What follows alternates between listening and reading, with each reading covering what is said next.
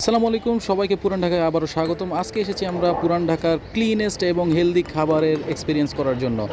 3টি লেয়ারের দুধে মোড়ানো এবং একটির পর একটি দেখতে আপনার এত ভালো লাগবে বন্ধুরা যে খাবারটি দেখলে আপনার মুখে পানি চলে আসবে। একের পর এক পরিষ্কার পরিচ্ছন্নতার সাথে তিনটি লেয়ারের মধ্যে দুধের বিভিন্ন স্বর এবং দুধের বিভিন্ন পুর মিক্স করা হচ্ছে, দেখতেই পাচ্ছেন। এরপর একদম পিওর ন্যাচারাল মিল্ক দেওয়া হলো, সাথে থাকছে ওটসের চকো টেস্টটাকে আরও বেশি করে তোলার জন্য। এবং এখানে যে খাবারগুলো দেওয়া হচ্ছে প্রত্যেকটি হেলদি এবং প্রত্যেকটি পরিষ্কার পরিচ্ছন্নতার সাথে সার্ভ করা হয় বন্ধুরা।